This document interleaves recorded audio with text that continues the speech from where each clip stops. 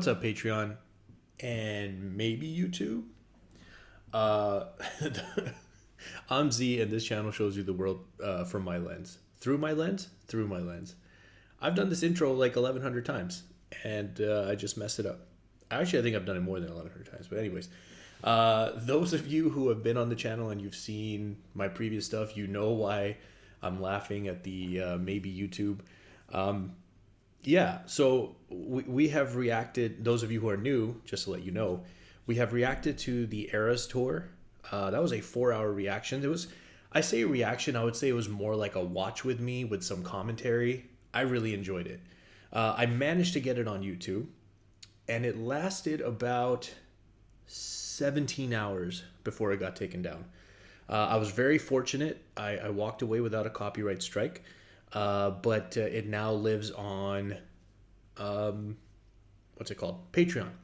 Just so you guys know, my Patreon is completely free. You do not have to do the pay tier. There is a button that says join for free, and all of my videos are public, which means they are free to watch. There is no paywall to watch my videos on Patreon. So yeah, that happened. Then, was it a week ago? Maybe. I did the first half of the Tortured Poets department, so not the anthology. So that's everything from track 1 until track 16, Clara Bow. And I also managed to get it on YouTube. This time, we made it past 17 hours. But then we got taken off at 42 hours or something. So it's pretty good. Like, I was quite impressed by that. And I was blown away by just the support. Like, I mean, I think I got 12,000 views in the 42 hours or whatever. I think it was 42 hours. Which for me, I'm a small channel, guys. I'm 28,000 subscribers. That's a huge number. So that was awesome. That also lives on Patreon for free. So if you haven't checked out part 1, head over there. Okay, so that's just to get everybody caught up, everybody on the same page. Now we all know what happened. Let's talk about part 1 just briefly. I absolutely, thoroughly enjoyed this album. And hopefully for those of you who have seen my reaction to the first half, hopefully you felt that. Just to address some of the stuff, I really appreciated the information that you guys kind of shared with me. There was some nuance there about this thing that Taylor Swift does with her 5th track on all of her albums. So Long London being so vulnerable, that kind of made sense for it to be track 5. So that was a cool thing for me to find out that I didn't know. I also realized, thanks to your comments, not just on my own, I'm going to take all the credit here.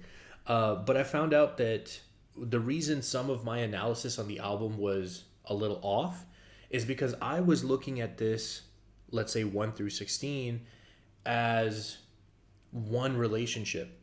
And so when you guys kind of gave me some of the insight that we were talking about multiple relationships, it made a lot more sense, because in my mind I was like, okay, like maybe this is a, bad for her relationship, but you're just stuck in the cycle and it keeps sucking you back in, and then things go bad. I mean, things are good for a little bit, then they go bad, and then you break up again, and then you get sucked back in. But it made a lot more sense once you guys kind of explained stuff. And then we have the track, The Alchemy, which has all the football references in it. The funny thing is, when I was listening to that, I was thinking, man, there's so many football references. But I got distracted, and I never actually mentioned, because that's like the only, I don't know her dating history, to be completely honest with you. So a lot of it is news to me. But I do know about Travis Kelce because I know about American football, and obviously the Taylor Swift effect on the NFL, which was absolutely insane, by the way. You just start to realize how huge of a celebrity she is. So, yeah, I just thought I'd kind of give you guys some background on what I felt about the first half, what I appreciated with your comments and stuff that you guys shared with me. So that was very cool. Okay, I know that was a long intro, but this is going to be a long video, so it makes sense. I just wanted us all to be on the same page. If you haven't seen the first part, definitely click. I hope I remember to put something up here, but there's always a link to my Patreon down in the description. And again, it's free. You do not have to press the pay tier thing. Okay? All right, here we go. We're going to go to track 17. That's where the anthology begins. The Black Dog.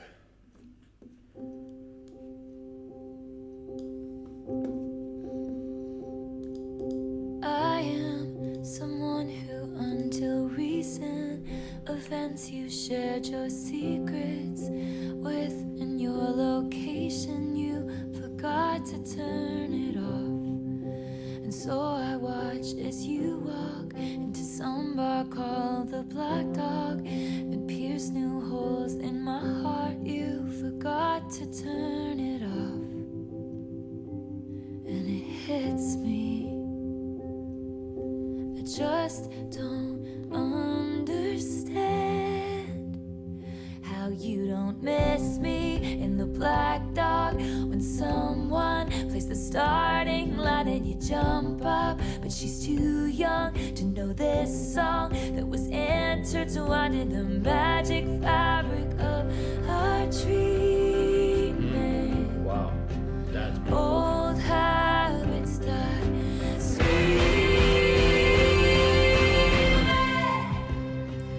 I like the production choice there as she was going into Old Habits Die Screaming. One of the things I was curious about, this is not super deep analysis of this song, but just a question that I would love to ask. We had a difference of opinion than with some of our friends on this topic. So my wife and I, we have this app that allows us to see each other's locations. And actually I have it with my family as well, like my parents and my siblings. And we told some of our friends, like it just came up in conversation, and they thought it was extremely weird. Like, why would you ever share your location? Like, even with each other, why would you do that? And for us, it was like, I don't know. I mean, she already knows where I am, but like, if I'm driving or I'm busy and like she hasn't heard back from me or I haven't heard back from her, I can just be like, oh, okay, she's okay. Like, everything's fine. She's where she's supposed to be or whatever. And we also like rode motorcycles. So like, you know, you're not going to communicate with someone while you're riding your motorcycle. And like, I would want to know that my wife is okay. And I think vice versa, if we're out riding a motorcycle, which can be a pretty dangerous activity, right? So anyways, I would just love to know your opinion, because we have had that debate with some friends and they definitely disagreed with us in that. But this line right here is fantastic. That was intertwined in the magic fabric of our dreaming. That is very good. I love that. Old habits die sweet.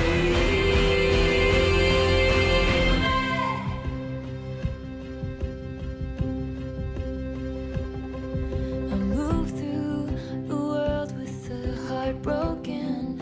My longings stay unspoken, and I may never open up the way I did for you. That happens. And all of those best laid plans, you said I needed a brave man, then proceeded to play him until I believed it too. Damn. And it kills me. I just don't understand how you don't miss me in the shower and remember how my rain-soaked body was shaking. Do you hate me? Was it hazing for a cruel fraternity I pledged, and I still mean it? Damn, that's a crazy metaphor right there too. Was it hazing for a cruel fraternity I pledged? And just saying like I think the whole angle of this song is the only way she can fathom that it doesn't bother him and that she isn't still on his mind and affecting him is that it was all fake to begin with.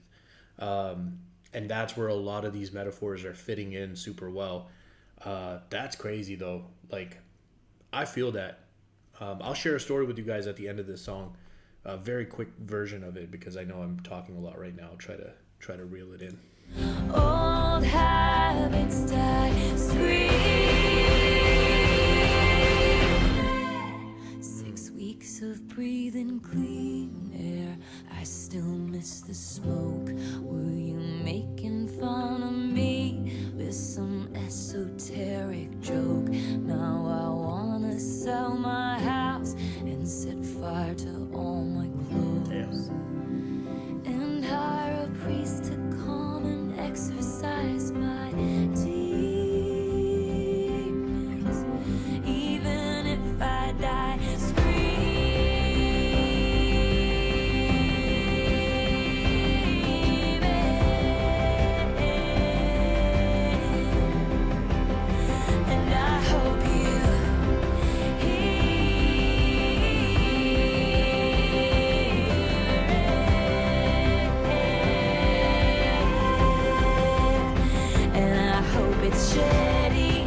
black dog when someone plays the starting line and you jump up, but she's too young to know this song that was intertwined in the tragic fabric of our dreaming. 'Cause tail between your legs, you're leaving. I still can't believe it. Old habits die, scream.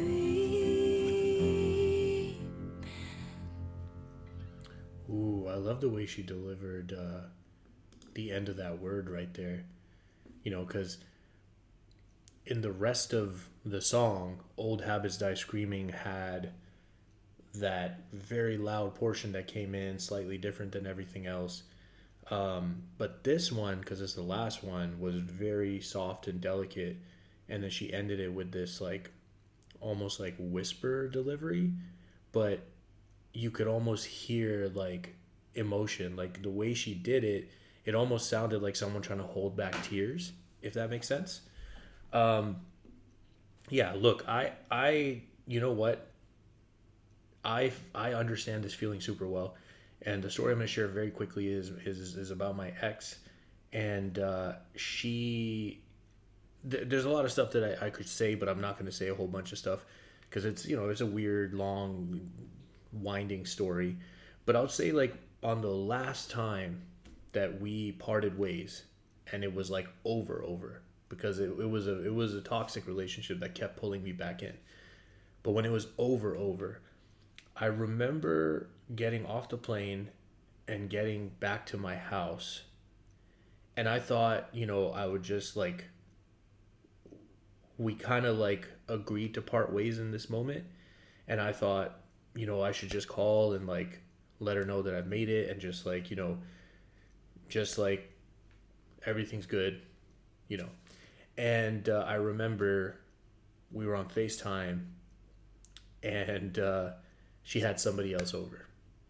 So I just remember that day like being like so confused. Like I was there with her in her house that morning, and that night there's another guy there. And it just crushed me. It crushed me. And I knew in that moment that it had to end right there. I blocked her on everything. I stopped any way for her to reach out to me, and it was over. But, you know, when she's talking about this, about like, how is it possible that you don't think of me, or you don't miss me, or you don't feel these things? I get that, because I was so confused. I was like, how? Anyways, I'm sorry. I just wanted to share that. That's what came to my mind as we listened to that. I'm gonna get you back.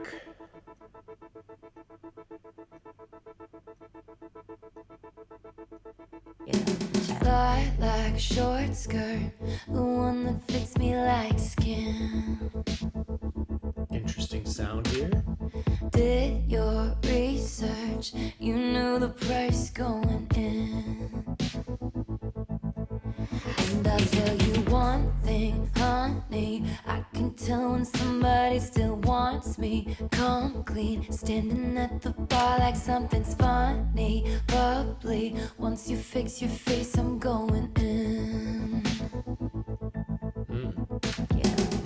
Whether I'm gonna be your wife or gonna smash up your bike, I haven't decided yet, but I'm gonna get you back. Whether I'm gonna curse you out or take you back to my house. I haven't decided yet, but I'm gonna get you back. Oh, I love this. Okay, first of all, I love the turn it kind of took from the beginning to like this up tempo.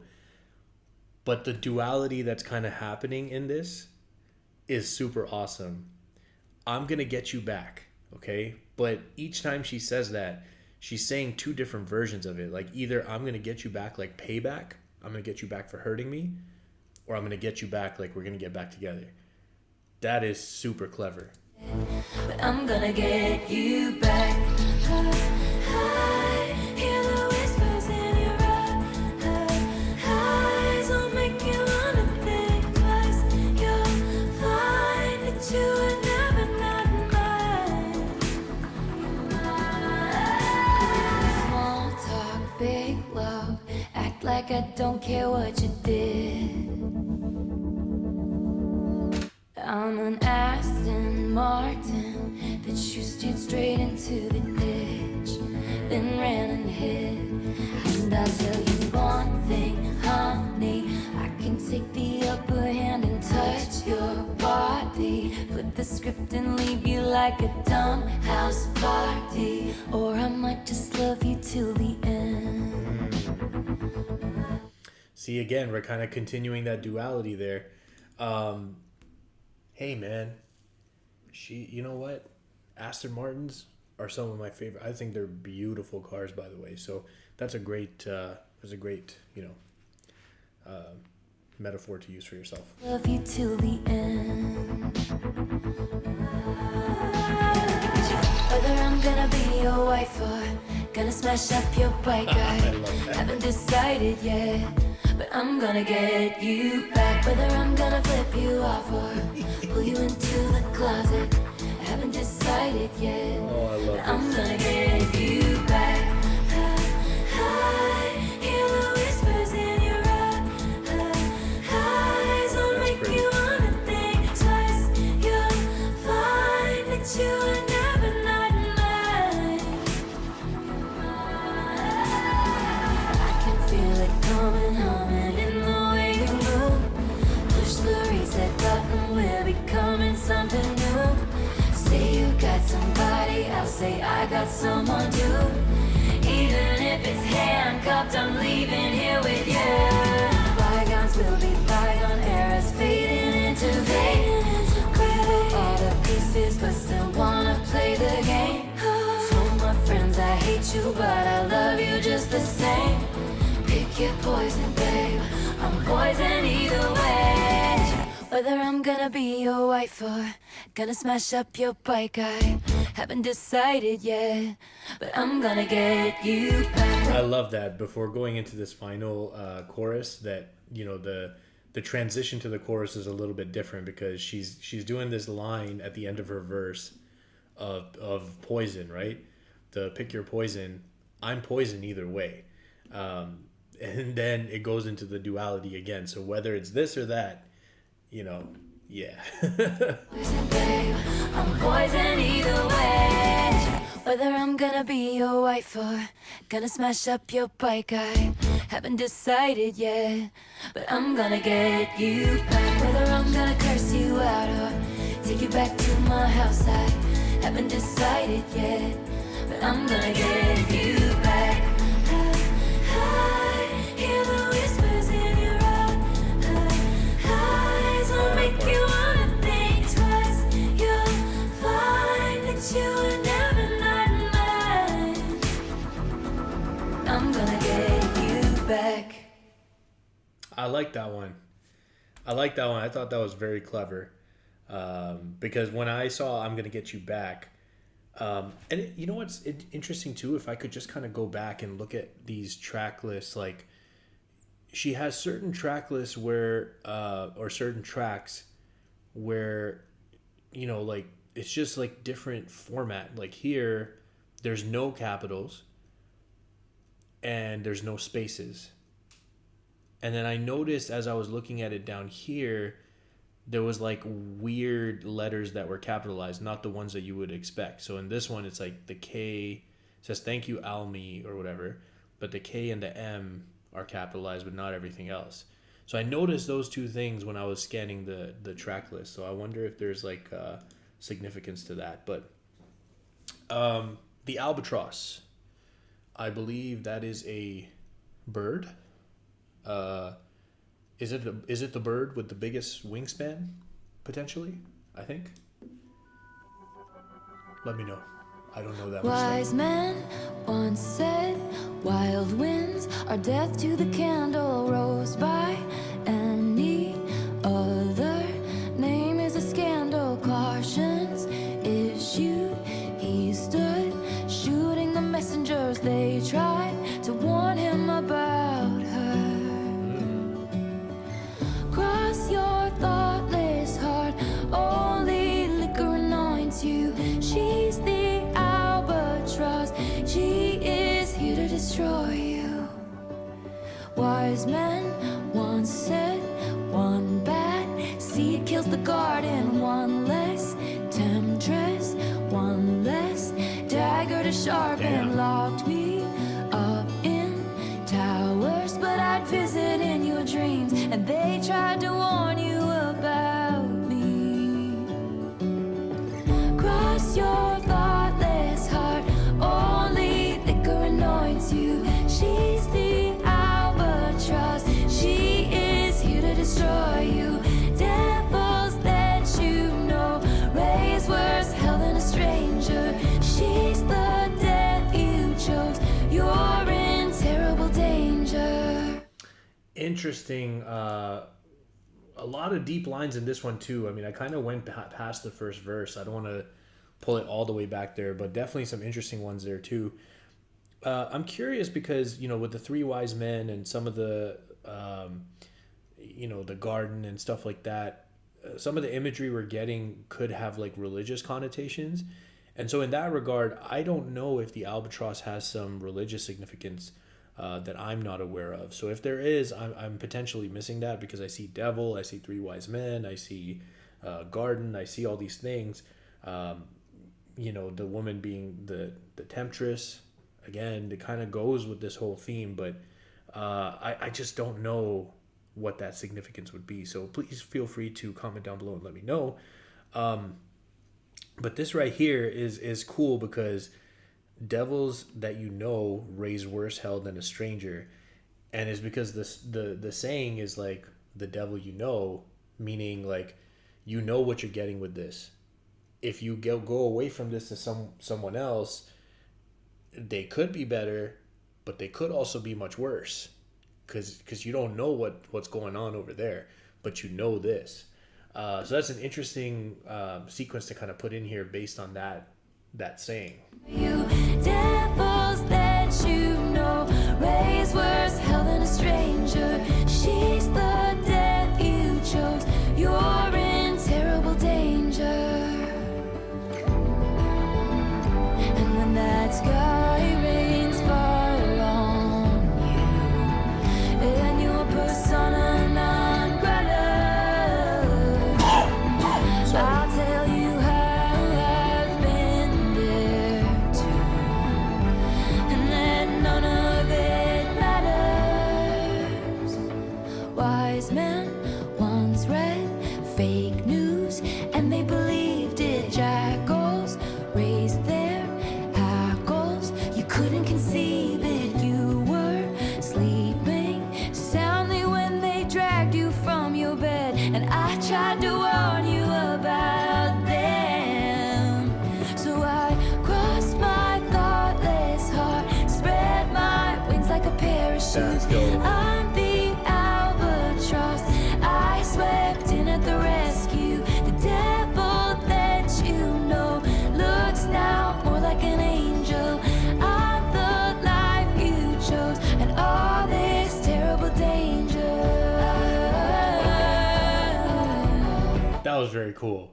That was very cool because again, it was very clever. Like as the first, majority of the song was going, I was like, man, like, in this entire thing, it's just painting her in like a very dark light, like, bad situation. And the script kind of takes a turn or a flip when she says the line about the three wise men once read fake news and they believed it, and basically negating every or majority of what was said previously, and then very very creative to kind of go in here. I love this, to basically reverse everything that was said, right? So we kind of go here, across the thoughtless heart, and then from there we have just like a more positive spin on every single one of these lines. Still saying I'm the albatross, but then instead of the negative lines after, it's like positive lines after. So that was very cool. I like that. You chose and all this terrible danger. This terrible danger.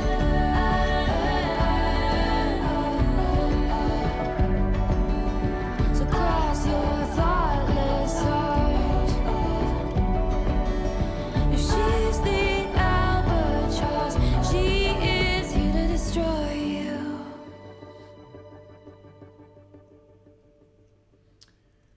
See, okay, so if I was to give an analysis of that song, at least just in my first listen, my first interpretation of it, that to me was like the summation of allowing other people to interfere and affect your relationship and how you view your significant other. I mean, the three wise men, that could be representative of anything, like your closest friends that you trust, your family members whose opinion really matters to you. It could be any of those things, right? And then we start to kind of see that, like, maybe it's well intentioned. I don't know. Like, the whole fake news thing, they just believed it.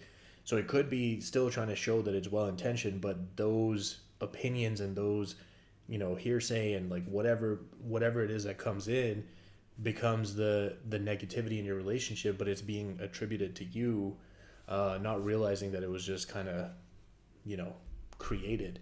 So that, at least that's my interpretation of it. Again, it's my first listen, so I could definitely be getting stuff wrong, but let me know what you think. This song is called Chloe, or Sam, or Sophia, or Marcus. Let's see. You hologram stumbled into my apartment, hands in the hair of somebody in darkness, named Chloe or Sam or Sophia or Marcus, and I just watched it happen as the decade would play us for fools. And you saw my bones out with somebody new who seemed like he would have bullied you in school, and you just watched it happen. If you wanna break my cold, cold heart, just say I loved you the way that you were. If you wanna tear my world apart, just say you've always wondered. You said some things that I can't unabsorb. You turned me into an idea of sorts. You needed me, but you needed drugs more, and I couldn't watch it happen. I changed into goddesses, villains and fools, changed plans and lovers and outfits and rules, all to outrun my desertion of you, and you just watched it. If you wanna break my cold, cold heart, just say I loved you the way that you were. If you wanna tear my world apart, just say you've always wondered. If the glint in my eye traced the depths of your side down that passage in time, back to the moment I crashed into you, like so many wrecks do, too impaired by my youth to know what to do. So if That was a very nice analogy right there. She's basically running the analogy of like a car crashed, wrecks, too impaired by my youth to know what to do. And like, I think that's, I was fortunate enough to not get into any accidents when I was younger, but I think of my sister. I think she either got rear-ended or rear-ended somebody. I don't remember, but she was in her teens, and yeah, like she didn't know what to do at all. And I just remember, obviously, she called my parents and was looking for help and whatever. So, anyways, all that to say that that's a very nice analogy to kind of put that through, and I think comparing the analogy running there comparatively to a relationship, um, I know that one of my very serious relationships, I was too young to kind of know how to navigate it properly, and I think a lot of that led to the end of that relationship because I just didn't have the tools or understanding or the maturity. Um, so I was impaired by my youth. That's beautiful. I like that a lot. Any wrecks due to impaired by my youth to know what to do. So if I sell my apartment and you have some kids with an internet starlet, will that make your memory fade from this scarlet maroon? Like it never happened, could it be enough to just float in your orbit? Can we watch our phantoms like watching wild horses? Cooler in theory, but not if you force it to be. It just didn't happen. So if you wanna break my cold, cold heart, say you loved me.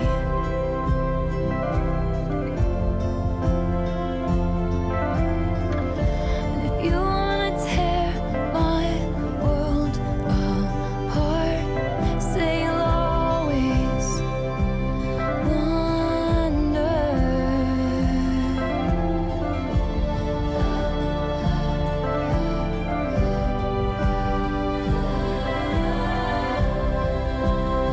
'Cause I wonder,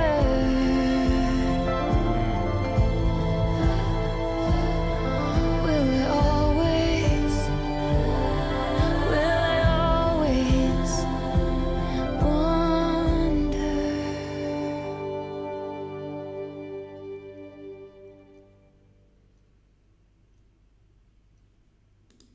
So I think like the names were kind of just like the significance. I don't know any specific significance. Again, I don't know many details about her personal life.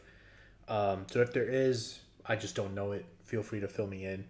But I think aside from that, if I was just to kind of take like broad strokes, I would say representative of moving on to some other relationship, like whoever the next person is, and that's why it's or. As far as the song, I would say for me personally, especially when she kind of went into the chorus, and the chorus was saying, basically, if you really want to break my cold cold heart, say that you love me the way that I was, and then at the end that you love me and you'll always wonder. Um, and I get that. I mean, I think I have the fortune to be in an awesome relationship with my wife, who is 36 weeks pregnant on Saturday, by the way. So it's getting real. But I have a life that I wouldn't trade for anything. Um, and I still have had moments of like, I wonder what would have happened if I ended up staying with that person. Not in a way that I want it to happen, but I'm at a point now where like, if I ever think of that thought, I'm like, I feel like my life would be much worse.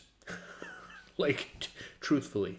But I could also imagine that if I wasn't with the person who I believe to be the person that I'm meant to be with, that I love with my whole heart and have children with, and a future and a life and everything. If I was like single, let's say, and still trying to figure things out, I could imagine that it would hurt much more to picture that scenario. And I think that's just a difference of where you're at in your life and your circumstance, if that makes sense. But dope song. Shoot, I meant to take a screenshot. Somebody gave me a bunch of synonyms for for me saying dope and cool. Uh, I do think one of them was rad, so we'll say that song was rad. Yes, let's keep going. How did it end?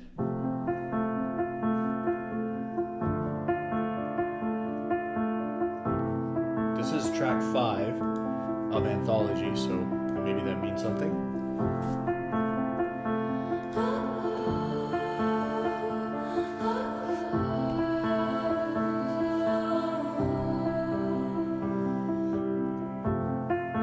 hereby conduct this post-mortem. He was a hothouse flower to my outdoorsman. Our maladies were such we could not cure them. Our maladies were such we could not cure them. Yeah, and then house flower to my outdoorsman. Looks like this song we're getting into some pretty deep writing here. Our maladies were such we could not cure them, and so a touch that was my birthright became foreign. Come one, come all, it's happening again. The empathetic hunger descends. We'll tell no one except all of our friends. We must know. How did it end?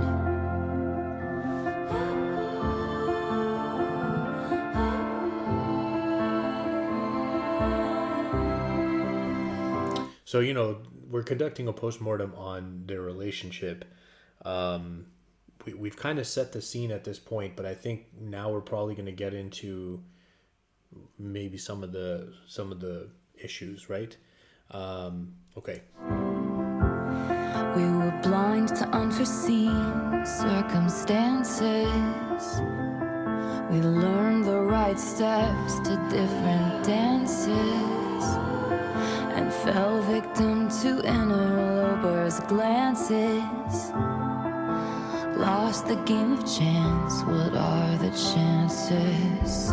Soon they'll go home to their husbands, smug cause they know they can trust him, then feverishly calling their cousins. Guess who we ran into at the shops, walking in circles like she was lost. Didn't you hear? They called it all off. One gasp, and then how did it end? Before we carry on to this next section, I do want to just address some of these lines. We were blind to unforeseen circumstances. I mean, again, if we kind of extend her, stuff that she says in other songs and carry it forward, again, I'm not sure if I'm right in doing that.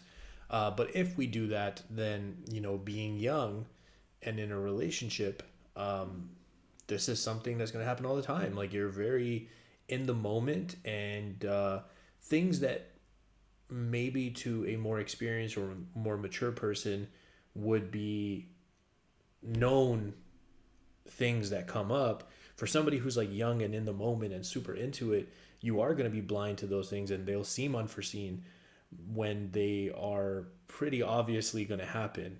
But again, in that particular circumstance, it is like that. We learned the right steps to different dances. To me, that's like we were both doing the right things to our own dance, meaning like we never kind of maybe even talked about being on the same page about what we both wanted together, and we kind of kept pursuing things that we each wanted individually, and sometimes that is a different dance and it's going to take you in different directions. So that was dope. Fell victim to interlopers' glances. Jealousy is a huge thing, right? So that line represents jealousy. Lost the game of chance, what are the chances? This is just sometimes things don't go your way, and how you respond and react to that. Again, when you're kind of like a young couple, it can be difficult to respond to it maturely and in a way that will help you persevere. It's more likely that you respond to it immaturely, and it could cause rifts in your relationship. So these are very deep lines here, that at least the principles that they represent in terms of issues in relationships. So yeah, anyways, let's keep going. I'm gonna pull it down here to the one gasp. You hear, they called it all off. One gasp, and then how did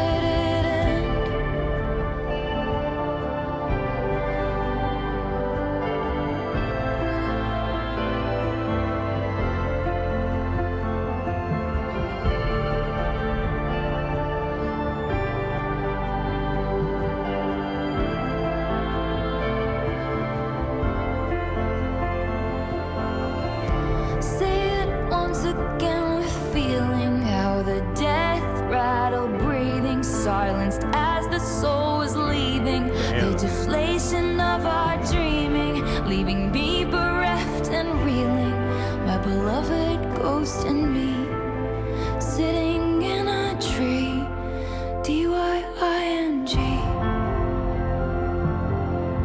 It's happening again. How did it end? I can't pretend like I understand. How did it end? Come one, come all. It's happening again. The empathetic hunger descends. Will tell no one except all of our friends, but I still don't know. How did it end?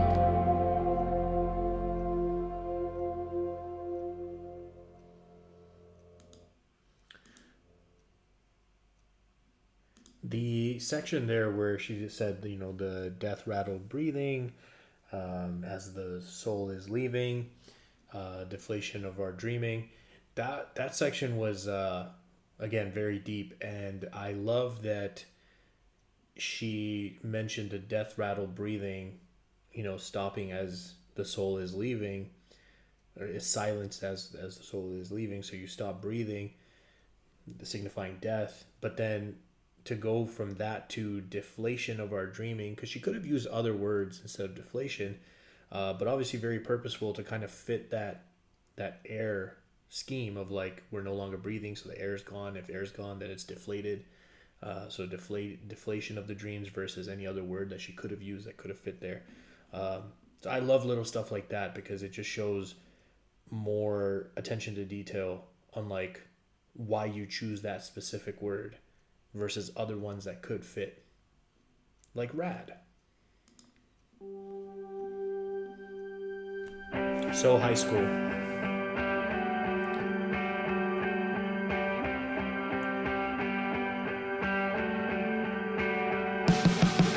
I feel so high school every time I look at you. I wanna find you in a crowd just to hide from you. And in the blink of a crinkling eye, I'm thinking our fingers entwined, cheeks pink in the twinkling lights. Tell me about the first time. Sorry guys, I'm sorry because I'm interrupting the song. We got to pull that back because I love that delivery. In rap, we would call that flow. Yes. And in the blink of a crinkling eye, I'm thinking our fingers entwined, cheeks pink in the twinkling lights. Tell me about the first time you saw me. I'll drink what you're thinking. I'm high from smoking your jokes all the night. The brink of a wrinkle in time. Bittersweet 16 suddenly. Wow. Watching American Pie with you on a Saturday night. Your friends are around, so be quiet. I'm trying to stifle my sighs, 'cause I feel so high school every time I look at you, but look at you. I like this.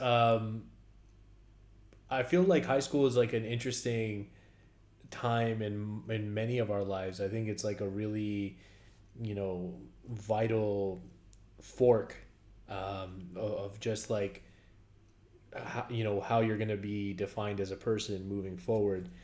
And so it's a mixed bag. I mean, some people have a really awesome experience, you know, when they think of high school, and some people don't. Some people are in the middle. But I like the American Pie reference because that kind of dates it, throwing it back too, because that's also, you know, high school, very high school. So cool. Let's keep going.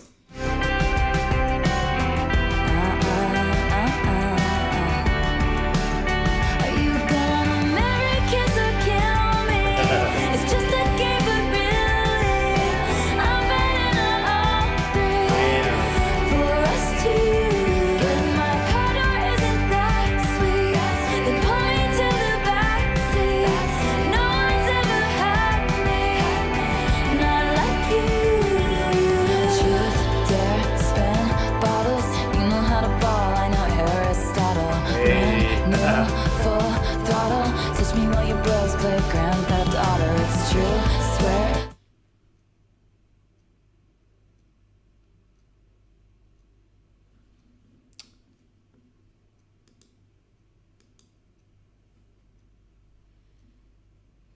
like this part. This next part. Brand new, full throttle. Touch me while your bros play Grand Theft Auto. It's true, swear, scouts on her. You know what she wanted, and boy, you got her. Brand new, full throttle. You already know, babe. I feel like laughing in the middle of practice to that impression you did of your dad again. I'm hearing voices like a madman, and in the blink of a crinkle, and I am sinking. Our fingers entwined, cheeks pink in the twinkling light. Tell me about the first time you saw me. I'll drink what you think, and I'm high from smoking your jokes all damn night. The brink of a wrinkle in time, bittersweet 16 suddenly. I'm watching American Pie with you on a Saturday night. So, I don't mean to interrupt as she's kind of in her flow there, but this line right here, the brink of a wrinkle in time, and I think that, and then immediately followed by bittersweet 16 suddenly,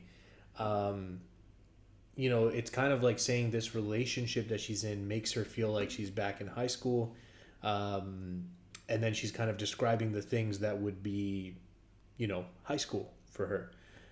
So I like that because it's, you know, I also sometimes associate that era of time. Now, not for everybody. Listen, this is kind of just like a general statement. For some people, it's very different than what I'm about to describe, but that section of your life is oftentimes, you know, a little bit more carefree. Not so many responsibilities just yet. You haven't entered adulthood where stuff gets really real. Now, again, some people, unfortunately, in those years have to experience those things. So for that, obviously, it's different. But, you know, to me, I think if you meet a person that makes you feel that way, like everything disappears, like your responsibilities, you're carefree, like you're kind of just like caught up in this lust and this love, it could definitely feel like high school. So that's a cool thing.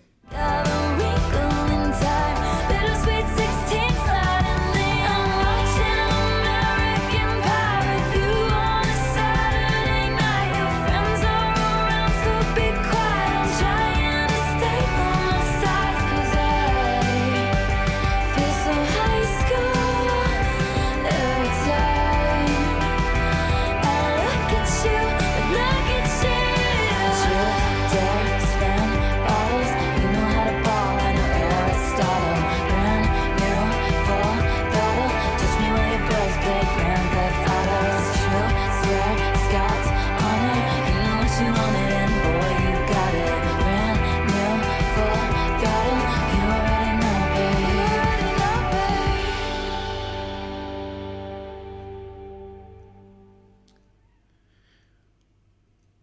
Another thing I really liked in terms of her delivery in that song, I love where she was kind of going into that you know, higher note delivery, just like on select words in the lines. I like that sound too, so that was nice. Next track, I Hate It Here. Okay, tell me why. Quick, quick, tell me something awful, like you are a poet, trapped inside the body of a finance guy. Tell me all your secrets, all you'll ever be is my eternal consolation prize. You see, I was a debutante in another life, but now I seem to be scared to go outside. If comfort is a construct, I don't believe in good luck. Now that I know what's what, I hate it here, so I will go to secret gardens in my mind. People need a key to get to, the only one is mine. I read about it in a book when I was a precocious child. No mid-sized city hopes and small town fears. there most of the year, 'cause I hate it here. I hate it here.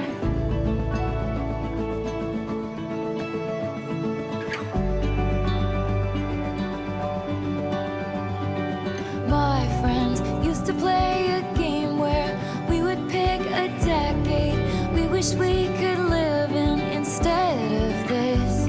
I'd say the 1830s, but without all the racists and getting married off for the highest bid. Yeah, I was gonna say that's good, to add those next bits there, because I think sometimes people say things like, "Oh, like things were so much better in like the early 1900s," or I'm like, not for everybody. So yeah, I'm glad that she put without all the racists and getting married off for. Yeah, so if you are not white. And you are also not a man. So if you are not a white man, it was probably not the greatest time. But yes, okay. Yes, but everyone would look down, 'cause it wasn't fun now. Seems like it was never even fun back then. Nostalgia is a mind's trick. Yes. If I'd been there, I'd hate it. It was freezing in the palace. I hate it here, so... Okay, before she goes into this next, I love this line. Seems like it was never even fun back then. Nostalgia is a mind's trick. I completely get this. I think sometimes we have these memories in our mind and these times that just were like so amazing and meant so much. And I almost, at the point in life where I am, want to leave those untouched, because the nostalgia that's been created in my mind of those things, I feel is going to be hard to match or exceed. Like it's almost certainly going to fall short of whatever my mind has made this thing I used to do as, in terms of experience, in terms of just its awesomeness, whatever. And so this line really is shouting at me, so that's why I kind of just had to pause there and say that. But I love that. If I'd been there, I'd hate it. It was freezing in the palace. I hate it here, so I will go to lunar valleys in my mind. When they found a better planet, only the gentle survived. I dreamed about it in the dark. The night I felt like I might die. No mid-sized city hopes and small town fears. I'm there most of the year, 'cause I hate it here. I get that. I hate it here.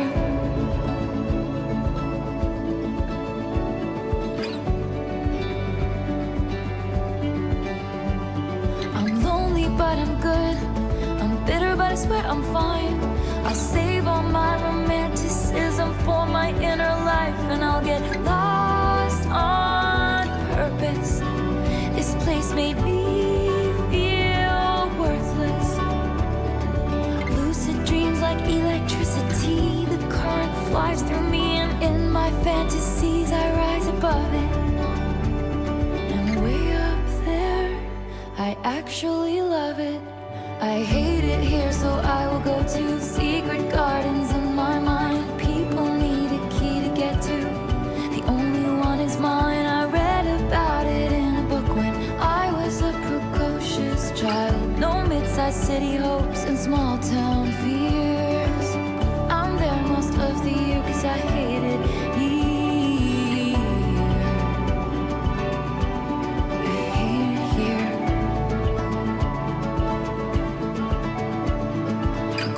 Quick, tell me something awful, like you are a poet trapped inside the body of a finance guy.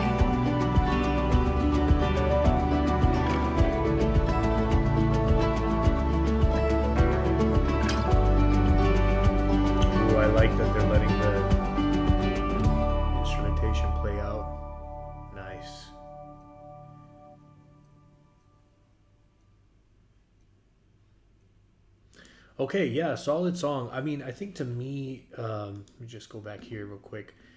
You know, when I listen to that one, I hate it here. um, Especially that being placed right after So High School.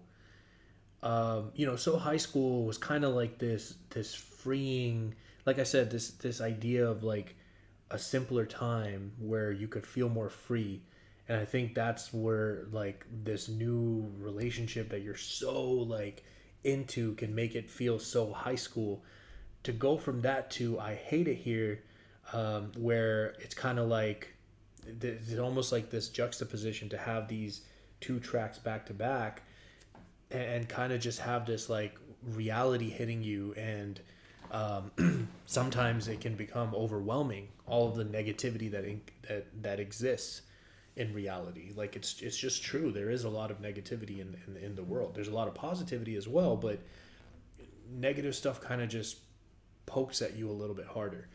And so to me, that song is about escapism, like having a place that you can just get away from everything. Um, you know, I've definitely had moments in my life where I feel that. And, you know, one of the lines that stood out to me in that song was talking about the loneliness, but you know, I'm fine. Um, I can resonate with that because I feel like whenever I did try to kind of just detach myself and just be like, you know what, I need the space, I need to kind of escape into my own world, it's almost like a dangerous thing. Like it has to be done in controlled doses, because maybe some people are just better than others. But for me personally, I think I took it too far, and it was just like I need to come back, because I don't think it was good for my mental health ultimately.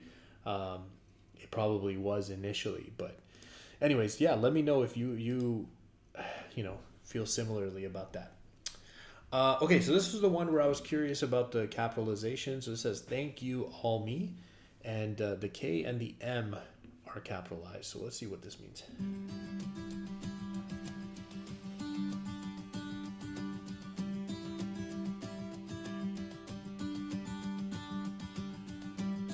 When I picture my hometown, there's a bronze spray tan statue of you, and a plaque underneath it that threatens to push me down the stairs at our school. And it was always the same searing pain. But I dreamed that one day I could say, all that time you were throwing punches, I was building something. And I can't forgive the way you made me feel. Screamed fuck you, aIMee, to the night sky as the blood was. F you, aIMee. Okay, so I thought that was an L, but apparently that's an I. I think she said aIMee. Okay. Screamed fuck you, aIMee, to the night sky as the blood was gushing. But I can't forget the way you made me heal.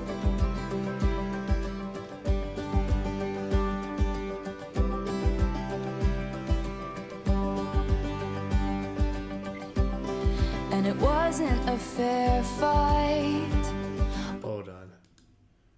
Just seeing something here. Okay.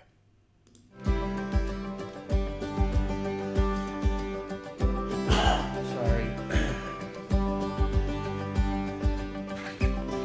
And it wasn't a fair fight or a clean kill each time that aIMee stomped across my grave.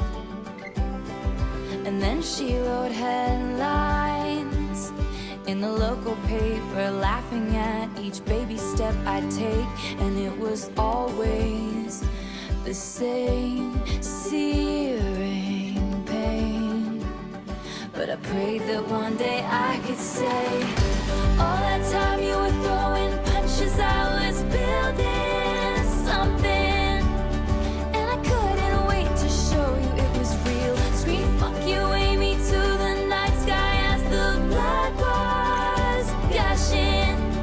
But I can't forget the way you made me heal. Everyone knows that my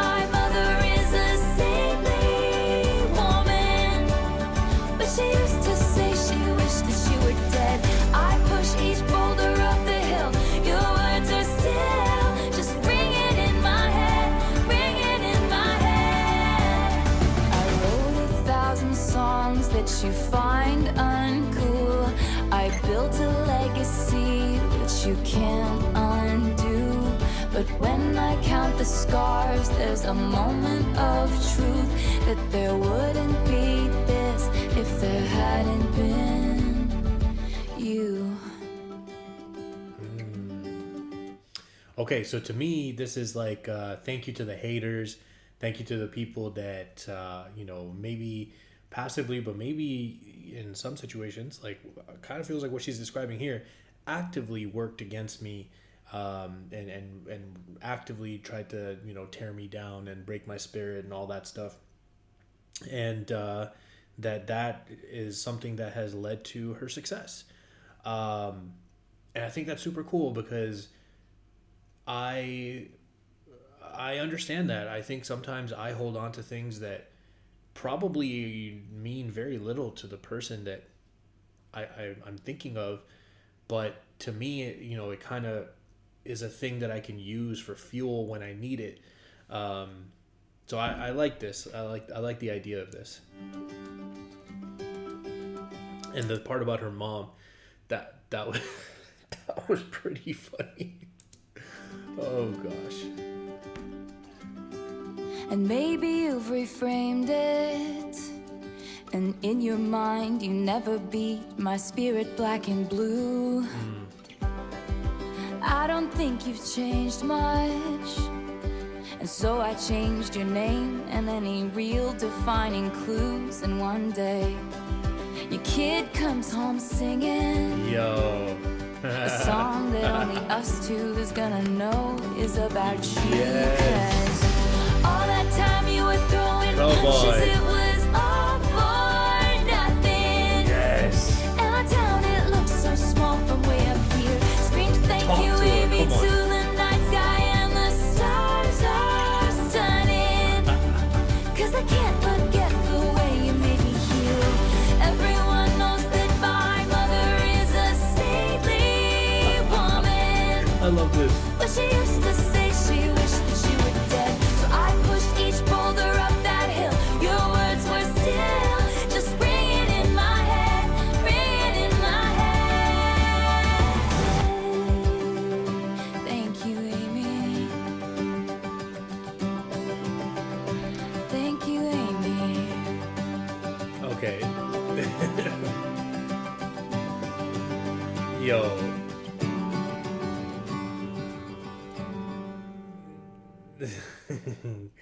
Okay, so the last verse is diabolical because for her to kind of go in there and be like, yeah, I changed your name and I didn't really put any like real details. I kind of just talked like, metaphorically about punching me and like blood gushing. Like there wasn't actually any blood gushing and stuff, like, but you know who you are.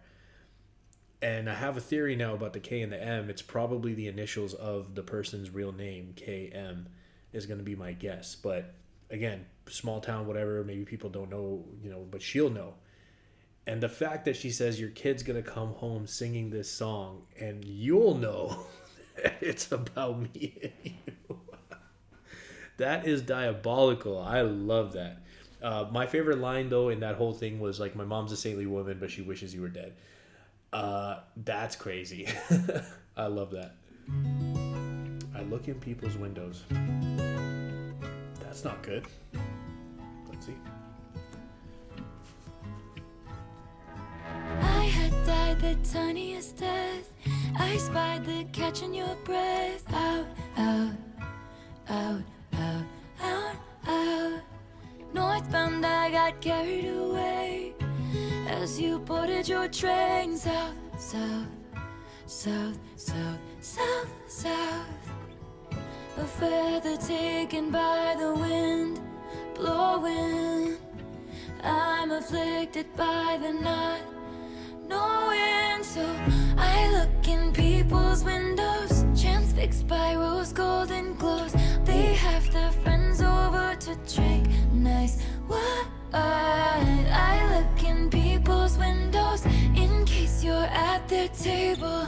What if your eyes looked up and met mine one more time?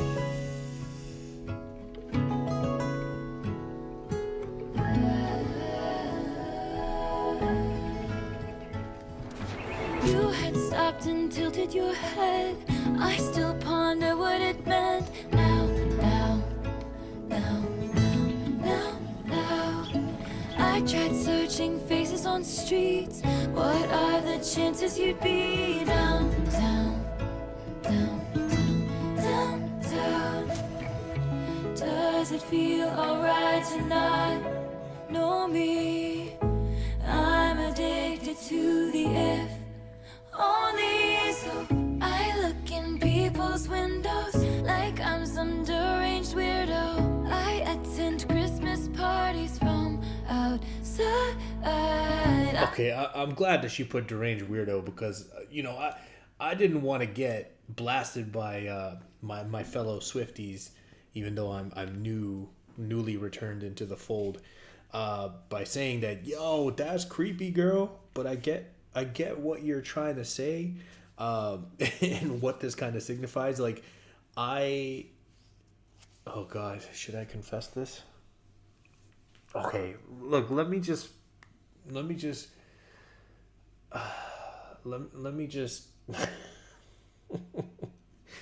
say I was 17, 16, 17 maybe. And I would sometimes, take the long way home and drive through these 2 or 3 particular intersections to get home, which were kind of out of my way. Like, I wouldn't stop anywhere, but I would just like drive through there because I would know that this girl that I was like really crazy about, I had sat in her car before, and I knew that that's the way that she goes, like on purpose with her permission. Not that I was like hiding in the car. That came out really, really weird. But we went somewhere together, and so I knew that this is the way that she would drive. And so sometimes I would just kind of, take that slightly longer detour just in case that, we could pass by, and I would just be kind of like, yes, it's me driving on the street. Super cool. Yeah, that never worked, but yes. Like I'm some Confessions. deranged weirdo. I attend Christmas parties from outside. I look in people's windows in case you're at their table. What if your eyes looked up and met mine one more time? Hopefully not like that. I like that. The prophecy.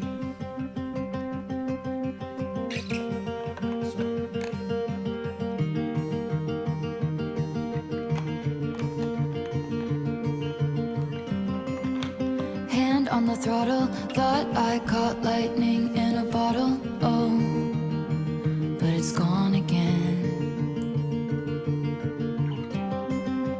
And it was written, I got cursed like Eve got bitten. Oh, was it punishment?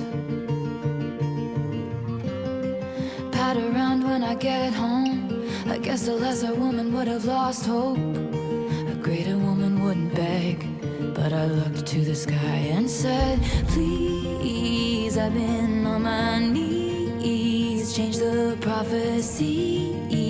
Don't want money, just someone who wants my company. Let it once be me. Who do I have to speak to about if they can redo the prophecy? Cards on the table, mind play out like fools in a fable. Oh, it was sinking in, sinking in. Oh, slow is the quick. I have a question, and then I also have anyways, I have a question. Is she still with what the heck is his name? Travis Kelce? Or are they broken up? I don't know. To be honest, I think I only knew stuff because of the NFL and because coverage included her so much because she completely boosted their ratings through, the stratosphere basically. So yeah, let me know because I honestly have no clue. In a fable, oh, it was sinking in, sinking in. Is the quicksand poison blood from the wound of the pricked hand? Oh, still I dream of him. Please, I've been on my knees. Change the prophecy. Don't want money, just someone who wants my company. Let it once be me. Who do I have to speak to about if they can redo the prophecy? Look, and the thing is, it can 100% feel this way until you find that person that's going to be the person forever. And the unfortunate thing is, before you find that person that actually is that person, you will find people that you believe to be that person but aren't really. And that is what leads to this feeling of like, I'm just destined to be alone. Like, maybe there's something wrong with me. I'm unlovable. No one's going to care for me. And this is a very relatable feeling. I mean, some of you may be feeling this right now. I have felt this before. I thought I might just be single for the rest of my life. So this is very real. And you know, comparing it to a prophecy, which is like, you know, this is gonna happen. This is sad. It's sad. And I sound like an infant, feeling like the very last drops of an ink pen. A greater woman stays cool, but I howl like a wolf at the moon. And I look unstable, gathered with a coven round a sorceress table. A greater woman has faith, but evil gathered moon. And I look unstable, gathered with a coven round a sorceress table. A greater woman has faith, but even statues crumble if they're made to wait. I'm so afraid I sealed my fate. No sign of soulmates. I'm just a paperweight in shades of grayish. Spending my last coin so someone will tell me it'll be okay. Guys, help me out. I don't know what that word means. Grayish. Let me know.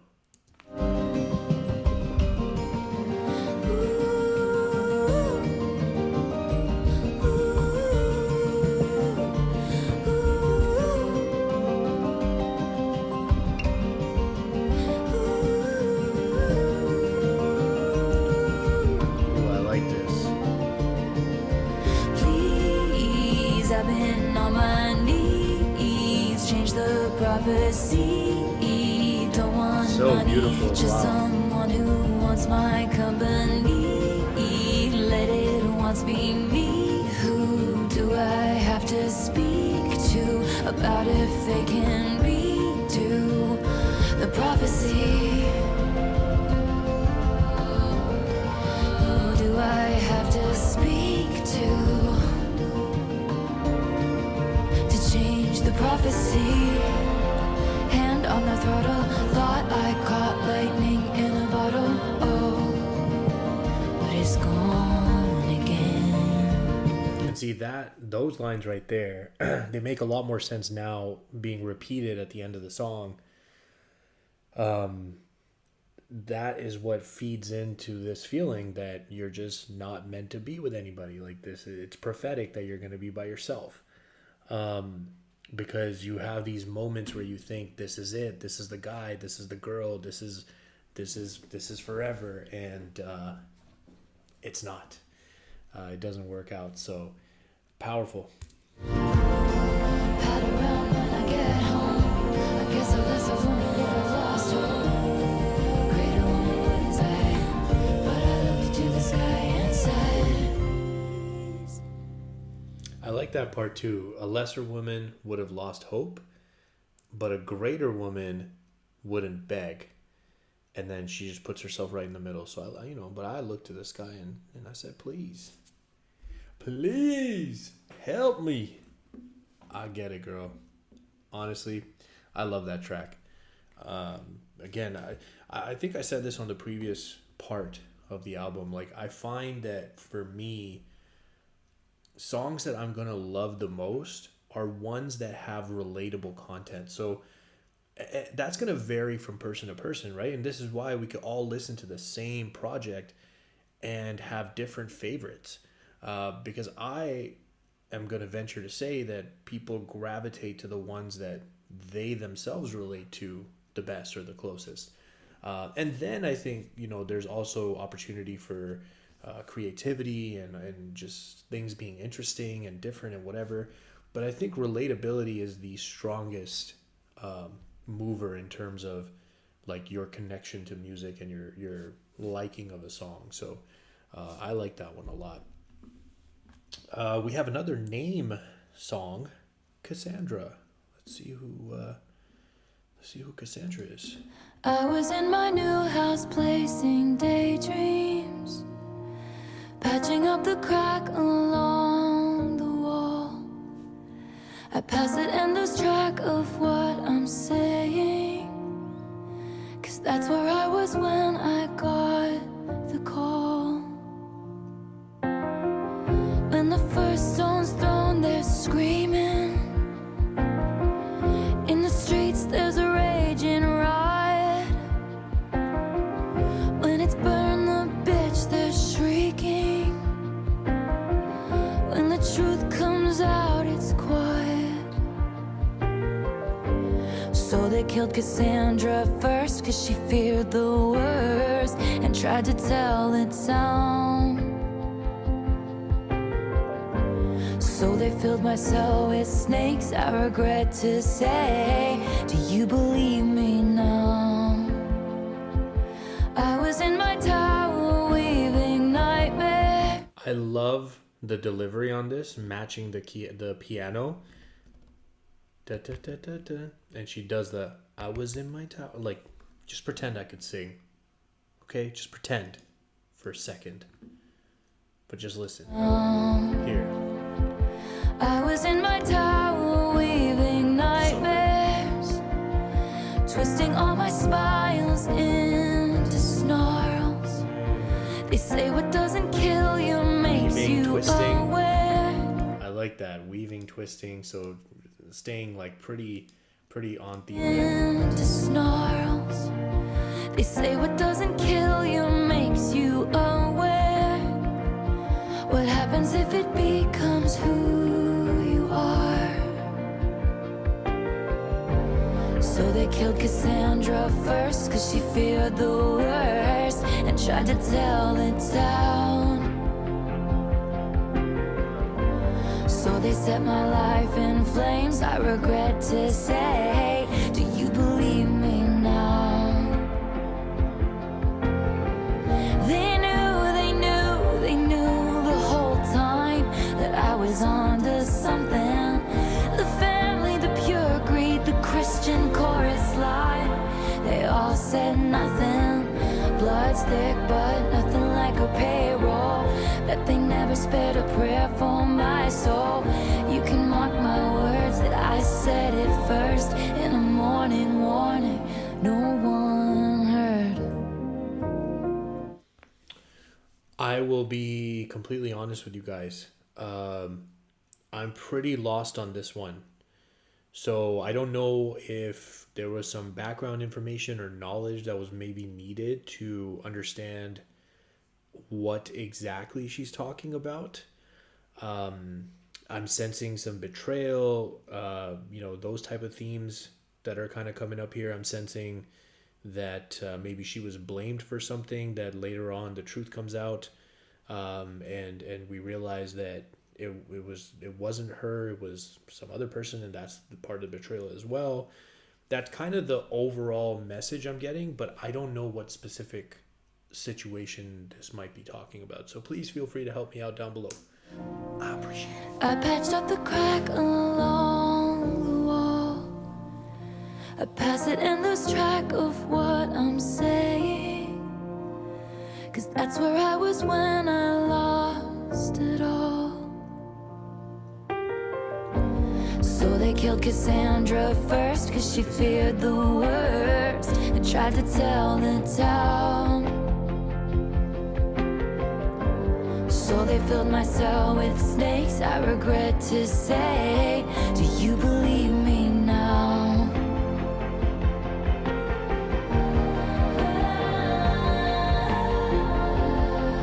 I was on to something.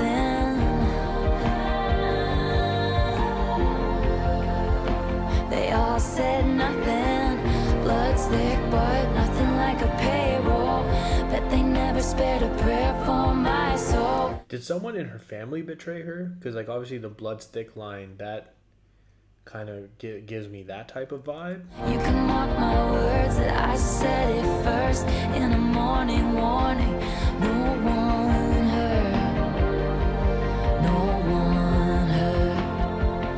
Not a single word was heard. When the first stone's thrown, they're screaming. In the streets there's a raging riot. When it's burn the bitch, they're shrieking. When the truth comes out, it's quiet. It's so quiet. Yeah. Yeah, so I mean, I think I understood the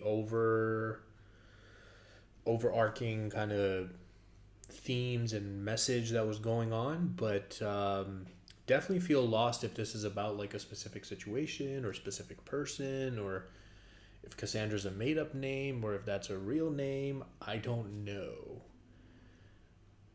Let's hope this next one is easier to figure out, because this one's called Peter. We got another name. Let me just do a quick check on where we are in the album. Okay, so we only have 4 tracks left. Time has flown by. How long have we been doing this? Almost an hour and a half. That's when you know you're listening to something you're enjoying. I would not have guessed that we're an hour and a half into the reaction, but here we are.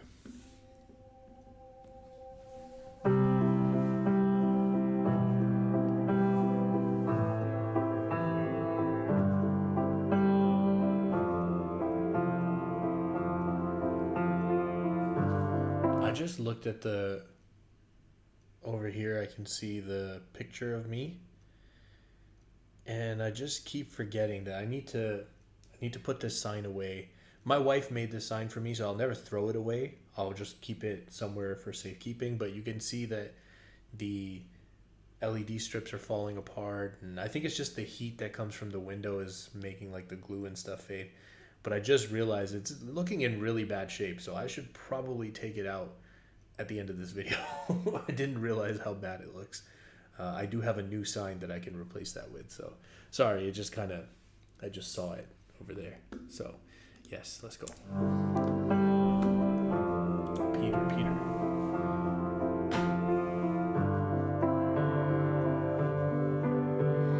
Forgive me, Peter, my lost fearless leader, in closets like cedar, preserved from when we were just kids. Is it something I did?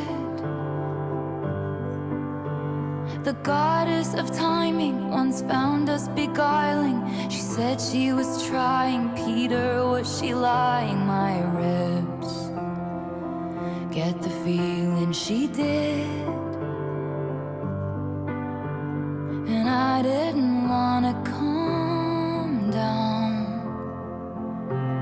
I thought it was just goodbye for now. You said you were gonna grow up, then you were gonna come find me. Said you were gonna grow up, then you were gonna come find me. Said you were gonna grow up, then you were gonna come find me. Words from the mouths of babes, promises oceans deep, but never to keep.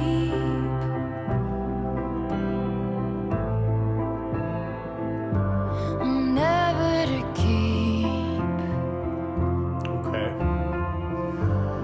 This seems like it could be about like a relationship from when she was much younger, maybe, like, and and she's kind of just like telling this story, whether it's real or like fictional, but just about, you know, somebody who made a promise of maybe coming back or continuing the relationship or whatever other promises, and just didn't keep those promises. Okay, let's keep going.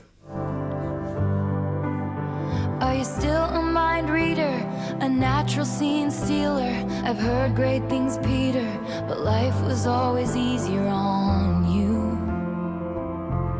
than it was on me. And sometimes it gets me when crossing your jet stream. We both did the best we could do underneath the same moon in different galaxies. And I didn't wanna hang around. We said it was just goodbye for now. You said you were gonna grow up, then you were gonna come find me. Said you were gonna grow up, then you were gonna come find me. Said you were gonna grow up, then you were gonna come find me. Words from the mouths of babes, promises, oceans deep, but never to keep.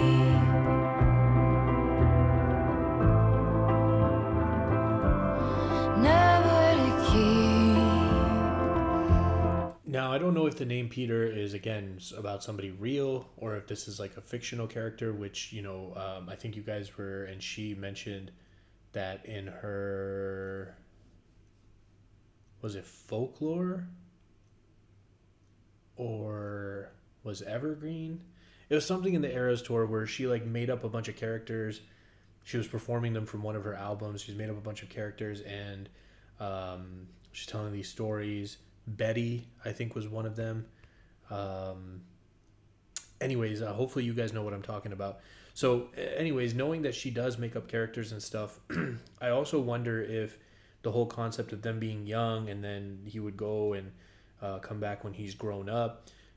Peter, that immediately kind of makes me think of Peter Pan. Like that could be a way to kind of show the youth and growing up and not growing up type of situation. I don't know.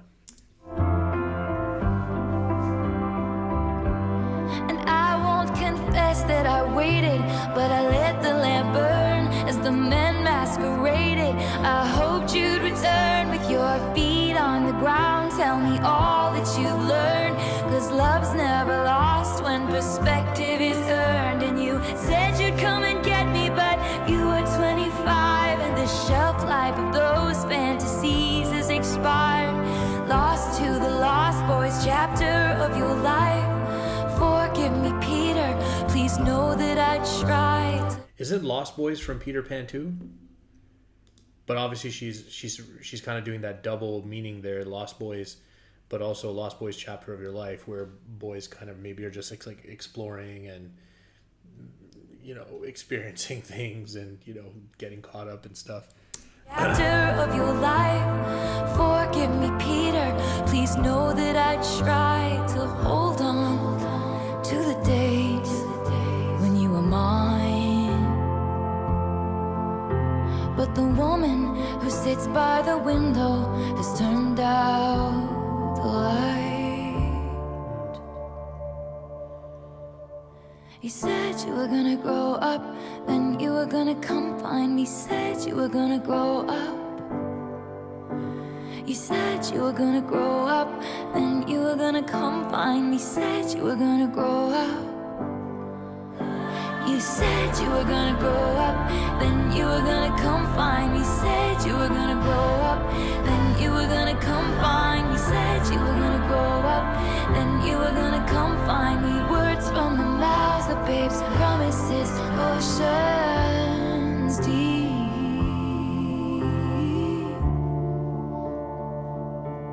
but never to keep. I'm going to take that as my interpretation, because I just like the way that interpretation would kind of break down. and for her to kind of say like promises never that you never kept.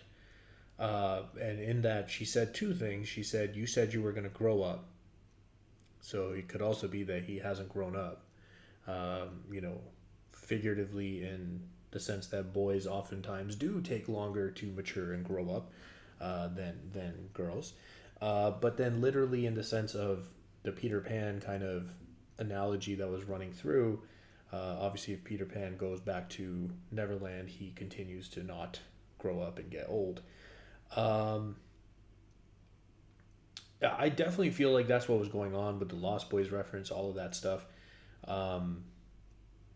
Yeah, and then you said you were going to find me, also another promise not kept, and that works in two ways as well.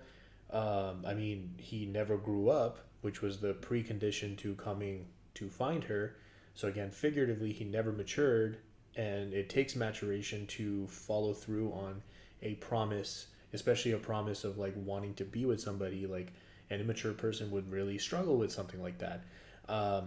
And then on the literal side, again, if he never grew up, then he's again not meeting the condition to come and find you. So anyways, that's how I'm going to choose to interpret it. Definitely let me know how wrong I am down in the comments. Next track we have is the Bolter. Like running away? Bolter? By all accounts, she almost drowned when she was 6 in frigid water. And I can confirm she made a curious child, ever reviled by everyone except her own father. With a quite bewitching face, splendidly selfish, charmingly helpless, excellent fun till you get to know her. Then she runs like it's a race. Behind her back, her best mates laughed, and they nicknamed her the Bolter.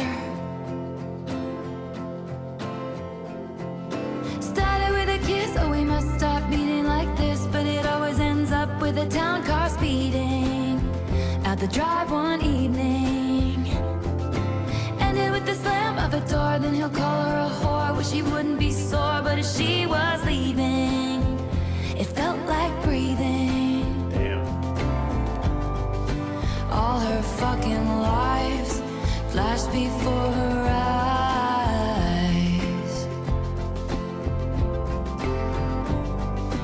It feels like the time she fell through the ice, then came out alive.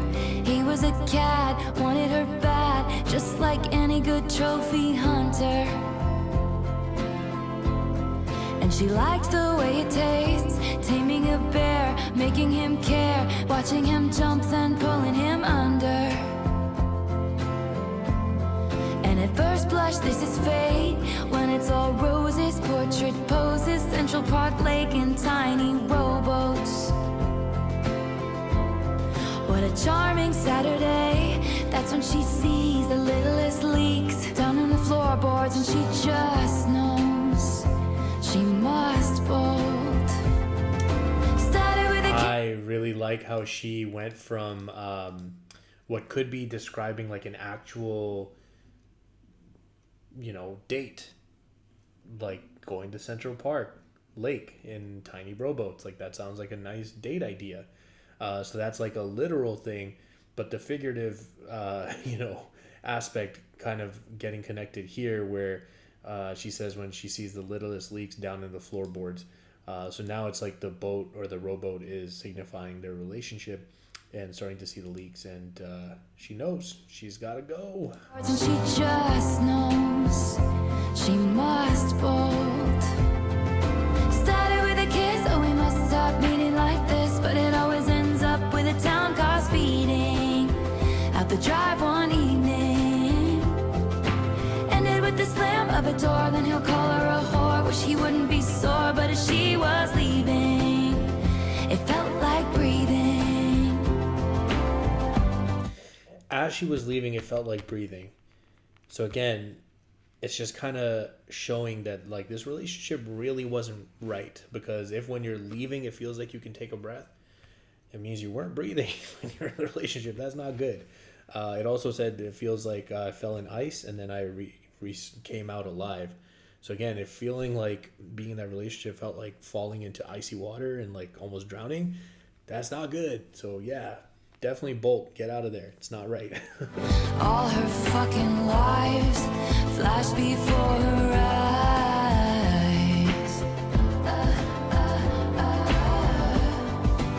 It feels like the time she fell through the ice, then came out alive. She's been many places with men of many faces. First they're off to the races and she's laughing, drawing aces, but none of it is changing. That the chariot is waiting, hearts are hers for the breaking. There's escape and escaping. Started with a kiss, oh we must stop meeting like this, but it always ends up with a town car speeding out the drive one evening. And I with the slam of the door, but she's got the best stories. You can be sure that as she was leaving, it felt like freedom. All her fucking lives flashed before her eyes.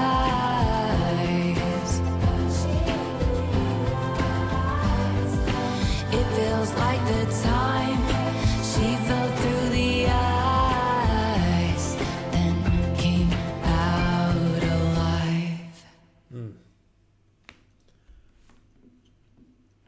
Yeah, I mean, look, I think that song, again, this is coming from a guy that, first of all, coming from a guy. Secondly, coming from a guy that doesn't know all the details of her personal life, but I know the stereotypes that are said about her. And so that almost feels like insight into, insight or behind the scenes of like why she has to get away from those relationships. And look, the thing is, like, to force something because of what other people will continue to say about you, that's BS. Because people suck. Don't care about what people say. Yeah. I think that makes sense to me. Look, I don't know, guys. This one, I will say that both part 1 and part 2, I've had some difficulties in trying to nail down maybe what's being talked about, but I think like the underlying message, the overarching themes, like those are things that I feel like I've done a pretty good job of like catching on to, because she's doing a good job of like putting them out there. And overall the sound is very enjoyable. The instrumentation has been great, production has been great, her voice has been really good as well. So overall, really enjoying the process so far. I think we only have 2 songs left. So let's check this one out. This one's called Robin.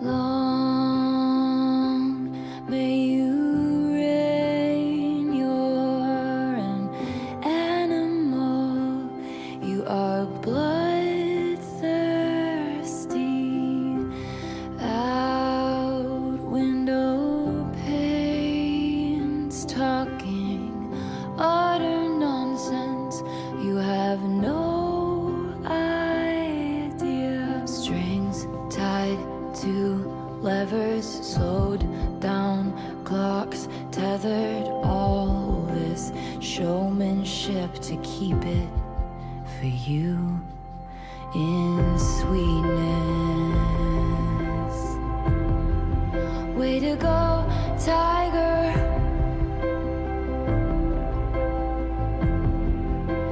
Higher and higher, wilder and lighter for you.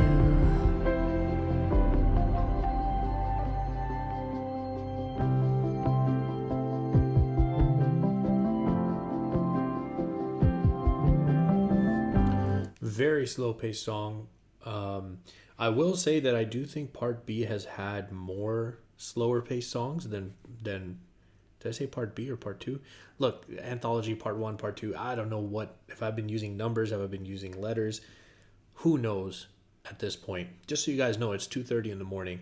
I did not take a nap today, and I'm feeling it, but I still feel like I'm doing a decent job here. I hope. Um, but I have to say, like, this is a very slow song. Her voice is beautiful on this. I absolutely love the way she's singing this right now.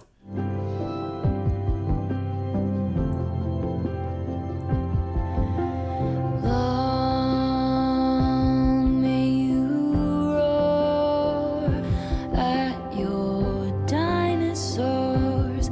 You're a just ruler, covered in mud.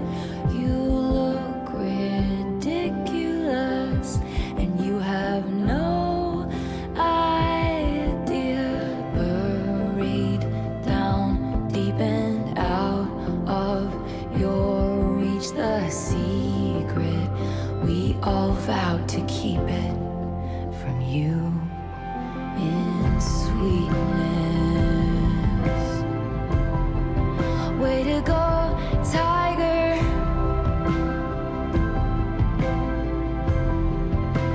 Higher and higher, wilder and lighter for you. You got the dragonflies above your bed. You have a favorite spot on the swing set. You have no room in your dreams for regrets. No idea. The time will arrive for the cruel and the mean. You learn to bounce back just like your trampoline. But now we'll curtail your curiosity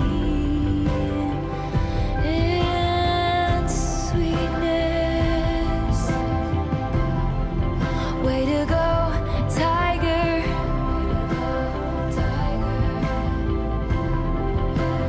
Higher and higher, wilder and lighter for you.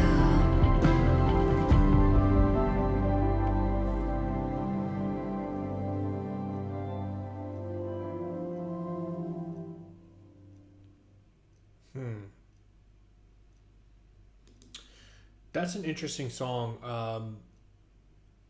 Again, her voice on that was beautiful. I definitely didn't want to stop it. Slow pace.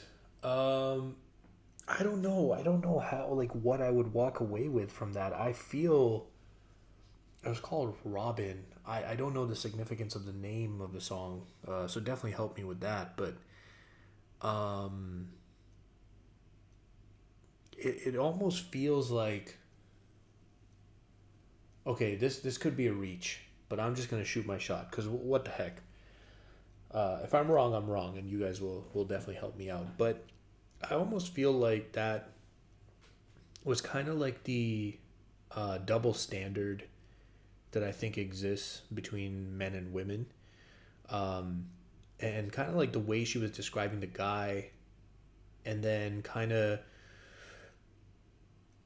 showing how the end of each verse kind of coddled the person that she was talking about. Despite being bloodthirsty, described as, like, roaring with the dinosaurs, being an animal, being then saying "way to go, tiger" or something like that.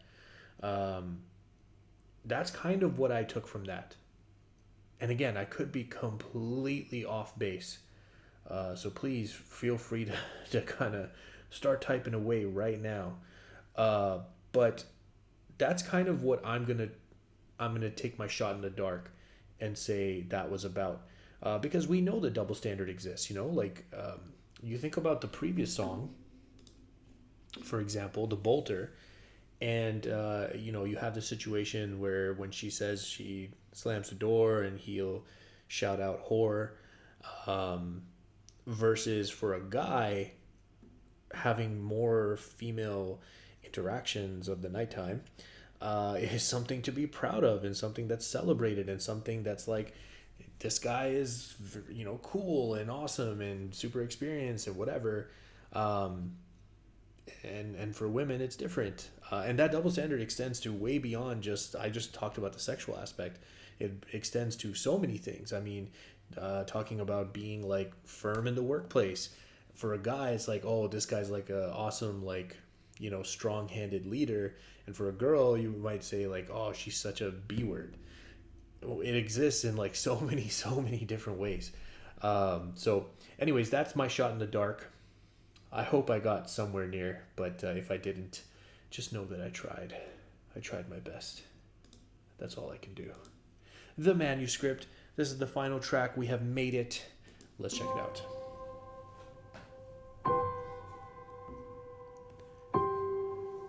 Ouch.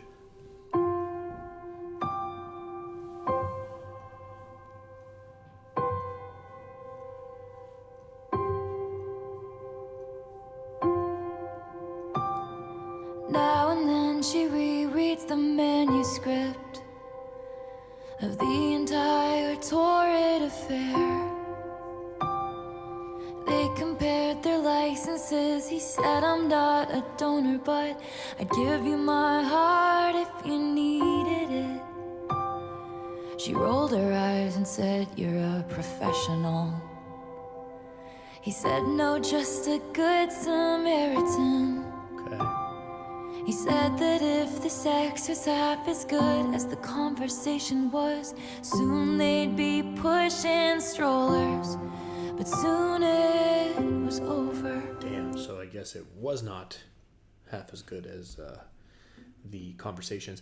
I like the little touch there where you're saying comparing licenses, because your license will, have a section that says whether you're a donor or not, organ donor. And then so saying heart, even that section there where like, I'll give you my heart if you need it. That's very different than willingly giving your heart to somebody, like that. So again, the words are being chosen very carefully. And it just shows the effort and attention to detail that's gone into writing this.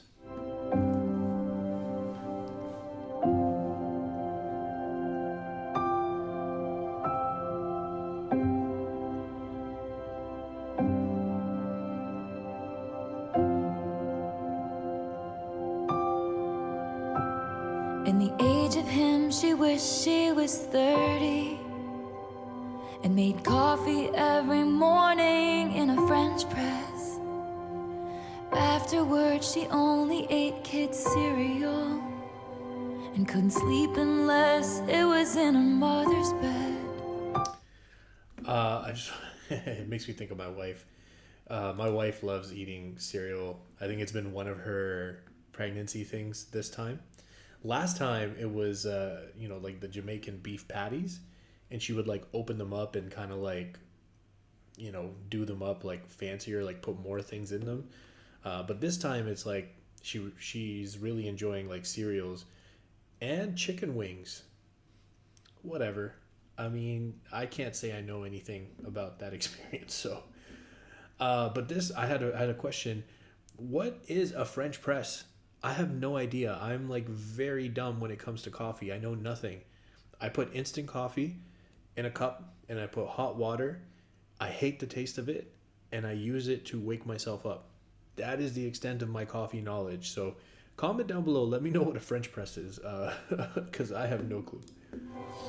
And couldn't sleep unless it was in her mother's bed. Then she dated boys who were her own age, with dartboards on the backs of their doors.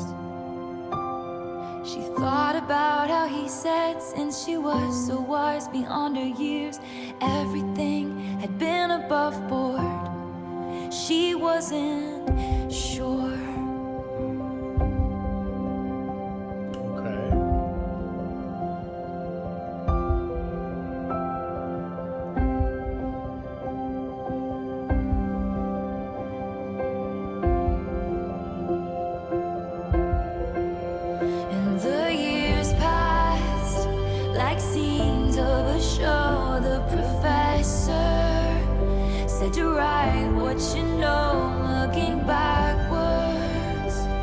might be the only way to move forward. Then the actors were hitting their marks, and the slow dance was alight with the sparks, and the tears fell in synchronicity with the score. And at last, she knew what the agony had been for. The only thing that's left is the manuscript. One last souvenir from my trip to your shores. Now and then I reread the manuscript, but the story isn't mine anymore.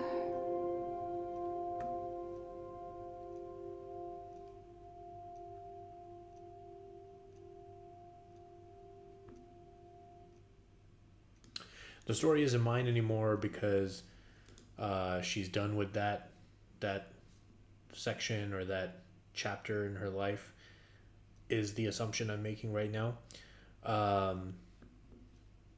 And despite that being true, I mean, this is, if we take this as a metaphor for looking back at your past relationship, even when you're completely done with it and that's not your story anymore, this is a thing that people do. I have done this. Thought something random will make me think of something from my previous relationships, one of them, to whichever one, but you kind of then get into like this reflective mode of like, oh yeah, like it kind of went like this, and this is what happened, this is how it ended. But the story isn't mine anymore because that's gone and done. I do like that we started with the manuscript, we finished with manuscript. Obviously the song is called Manuscript, but we had these sections where we kind of get to stick with the theme.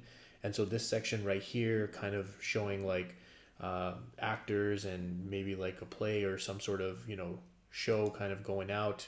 In this section here, in the years past, like scenes of a show. So again, sticking on theme with that. There was something back here that I wanted to bring up. This here, I don't know if this is a reach, but when I'm reacting to like rap and I'm trying to break down lyrics, sometimes I will try to make connections like this. So this section right here, where she says dated boys who were her own age with dartboards on the backs of their doors. And then here she said everything had been above board. We understand the regular reference of like things being above board, like there wasn't anything shady or underhanded going on or like secretive. But it also made me kind of think that if there's a dartboard and everything was above board, it was missing the target, right? So that was kind of a thing that crossed my mind in this middle section when it came to like dating boys her age, plus them saying that she was wise beyond her years. So that's usually not a good mix. But yeah, interesting. That completes the anthology. If you are still here, wow, thank you. I appreciate you sticking around with me for this 2-hour journey to complete the second part of the album. I thoroughly enjoyed both parts. Now, I did notice that the second part has slower tracks. For me, that doesn't mean I like it less, but what I would say is that I think when an album is kind of doing the slower, maybe more painful subjects as well, I have to be in a certain mood to pursue listening to that. Whereas I would venture to say that the first half of the album is more of like the you can listen to it at any time vibe, because there was enough variety and diversity in her delivery styles and the tempos and the subject matters that you could just put it on no matter what. Whereas the second half, it's more like I would need to be in the mood to be like, I need to listen to something deep. I need to listen to something that's gonna take me through my feels, and that's just the vibe that I'm looking for right now. And I am oftentimes looking for that vibe. I mean, before you guys, before we started this, I don't know if you guys saw on my screen, The Weeknd was there. He's one of my favorite artists of all time. And I was listening to his album Kissland, which is a very dark thematically album. I mean, the lead song, Pretty, is about him having to go away on tour to pursue this life. And while he's away, his girl like cheating on him and him realizing that she's cheating on him. And, you know, it's like, I like that stuff when I'm in the right mood for it. So yeah, that's how I feel. I hope I did a good job of trying to, you know, interpret it and catch the things that I could catch. Definitely if there was specifics about people or relationships or things like that, I just definitely don't know enough about her personal life to get those things. But if you guys could comment just like you did last time, that would be super helpful, because then I do feel like I learned a lot, and maybe even have an opportunity to enjoy the album more. Yes.